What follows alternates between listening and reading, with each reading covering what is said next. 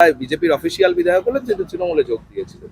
দেখুন, এগুলো যত করছে এখন তৃণমূলের কংগ্রেসের জন্য তত লাভ হচ্ছে, কারণ এগুলো নিয়ে তৃণমূল কংগ্রেস সিম্প্যাথি নেবে। আর একটা কথা, ইডি সিবিআই ইনকাম ট্যাক্স কখন কাকে ডাকবে সেটা তো আমি বলে ঠিক করে দিতে পারি না। তবে প্রশ্ন করা যেতে পারে বিগত দিনে যাদেরকে ডেকেছিল তাদের যে তদন্ত চলছে কোন প্রোগ্রেসটা কি আছে।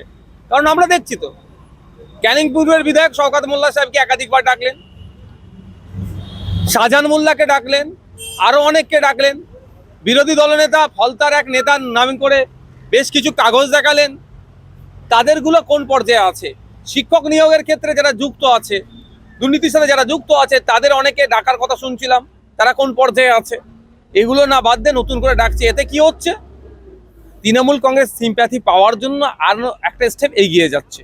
যে মিনি চক্রবর্তী, দীপক অধিকারী, এই যে যারা রাজনৈতিক জগতের বাইরের মানুষ, তারা যখন দলে আসে তারা সেই অর্থে পারফরমেন্স নিয়ে প্রশ্ন ওঠে, তারপর তারা দল ছেড়ে বেরিয়ে যায়, নানা অভিমান হোক। মানে এই যে অভিনয় জগতের মানুষরা আসে বা বাইরের জগতের মানুষরা রাজনীতি, আমি মনে করি যারা রাজনীতিতে আসতে চাইছে তারা ফুল টাইমার হয়ে আসুক। ব্যাপারটা হচ্ছে ভোটের সময় আসলো, হাত নেড়ে দিল, ভোট নিলে চলে গেল। সে তার নির্বাচনী ক্ষেত্রের মানুষের চাওয়া পাওয়া অভাব অভিযোগগুলো কতটা তার লোকসভার মধ্যে গিয়ে উত্থাপন করছে সেটা দেখার বিষয়। মিমি চক্রবর্তী মহাশয়া মাত্র 22% তার উপস্থিতি আপনার পার্লামেন্টের মধ্যে, যেখানে ন্যাশনাল অ্যাভারেজ হচ্ছে 79%। তো এদেরকে ভোট দিয়ে লাভটা কি হচ্ছে?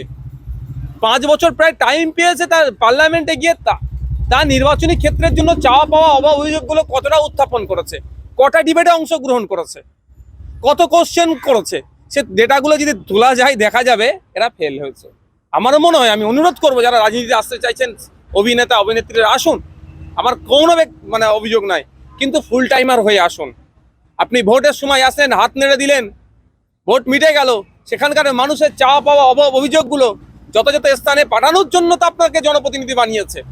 যদিও ভোট লুট করে বিভিন্ন জায়গায় হচ্ছে, সেই বিষয়টা বিতর্কে যাচ্ছি না, কিন্তু আপনি দিনের শেষে সার্টিফিকেট আপনার হাতে আছে, সেই কাজটা আপনি অন্তত করুন। কিন্তু তিনি যে চিঠি দিয়েছেন মমতা বন্দ্যোপাধ্যায়, সেখানে ছত্রে ছত্রে দলের বিরুদ্ধে অভিযোগ, বলছেন যে মানসিক যন্ত্রণায় ভুগছেন, খুব ক্লান্ত, এত অপমান উপেক্ষা তিনি সারা জীবনও পান। দেখুন, তাদের গৃহবিবাদ টপ টু বটম পর্যন্ত কে কার বিরুদ্ধে ক্ষোভ জানাচ্ছে, যাকে ক্ষোভ জানাচ্ছে সেও কি শান্তিতে আছে দলের অভ্যন্তরীণ কোন্দল নিয়ে? সেও তো আশঙ্কার মধ্যে আছে, তার পদটা কতদিন থাকবে কি থাকবে না, তার পরবর্তী কাকে দেবো সেই নিয়ে তিনি এখন চিন্তিত আছে। ভাবছে তো পরবর্তীতে কাকে দেবো সেই নিয়েই তো নবীন প্রবীণের লড়াই চলছে। নবীন প্রবীণের মধ্যে দীর্ঘদিন বাদে অভিষেক বন্দ্যোপাধ্যায় তিনি সক্রিয় হয়েছেন এবং আজকে দলের সর্বস্তরের নেতাদের নিয়ে তিনি বৈঠকে বসছেন, সাংসদ, বিধায়ক, ব্লক স্তরে নেতৃত্বকে নিয়ে। 2024 নির্বাচন আসছে, নতুন করে মানুষকে 2021-এর মতো ভুল বোঝাতে হবে, বুঝিয়ে ভোটটা নিতে হবে, বিজেপি তৃণমূলের বাইনারি তৈরি করতে হবে। হয়তো সেই জন্য বৈঠক তৈরি করছে কিভাবে বাইনারি তৈরি করা যায়। গতকাল বললেন বিধানসভার মধ্যে মাননীয় একটা কথা, মুর্শিদাবাদের কোন ইমাম সাহেবকে নাকি কে টেনে হিচড়ে বার করে মেরেছিলেন। ব্যাপারটা হচ্ছে এই টেনে হিচড়ে মেরেছে ইমাম সাহেবকে শুধু বিধানসভায় বললে তো হবে না, তার বিরুদ্ধে পুলিশ কি সুমোটো করেছে সেই ডেটাটাও তো আমাদের দেখানো দরকার।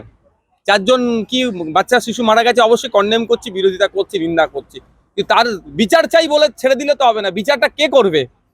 পুলিশ মন্ত্রীতে সুমোটো করলে তো বিচারটা হবে, কিন্তু সেটা করছে কি সেটাই দেখার বিষয়। কারণ যত ভোট আগিয়ে আসছে, সংখ্যালঘু দরদ, আদিবাসী দরদ, আপনার মতুয়া দরদ, যত পিছিয়ে বর্গের মানুষের তত দরদ উঠলে উঠবে, মানুষের জন্য দরদের কথা উঠলে উঠবে। হয়তো এবার বলবেন 3টে করে চাকরি দেবো, ডবল তো দূরের কথা, ট্রিপল চাকরি দেওয়ার কথা বলবে, ভোট মিটে গেলে সব ভুলে যায়। মমতা বন্দ্যোপাধ্যায় মণিপুরের কথা বারংবার বলেন, হাথরসের প্রসঙ্গ তোলেন, সন্দেশখালীতে তিনি যাচ্ছেন না, বিরোধীরা বলছেন মানে এটা কেউ যাওয়ার মতো তার সময় নেই। আমার তো মনে হয় তিনার আগে সন্দেশখালীতে যাওয়া দরকার। নির্যাতিতা পরিবারের মহিলাগুলোর সাথে বা যারা নির্যাতিত হয়েছেন শাসকের দ্বারাই, তাদের সাথে কথা বলা দরকার, তাদেরকে আশ্বস্ত করা দরকার। সাথে যাওয়ার সাথে সাথে বিরোধী দলের যে সমস্ত আছে তাদেরকেও সাথে নিয়ে যাওয়া আমার মনে হয় দরকার। উনি তো ন্যায়ের কথা বলেন, উনি গতকালকে একটা ভালো কথা বললেন, ভালো লাগলো শুনে, কিন্তু কতটা বাস্তবায়ন হবে জানি না। যে কি আমি অন্যায়কে প্রশ্রয় দিইনি, যদি অন্যায়কে সত্যিকার অর্থে তিনি প্রশ্রয় না দেন, আমার মনে হয় তার উচিত হবে, আমি তাকে সাজেস্ট করব যে বিরোধী দলেরকে সাথে নিয়ে আপনি সন্দেশখালী চলুন এবং বিরোধী দলের হাতে দায়িত্ব দিন, যারা এটার একটা কমিটি গঠন করে যে একটা রিপোর্ট দ্রুত আপনাকে দিক, যে অন্যায় করেছে তার শাস্তির ব্যবস্থা করুন আপনি।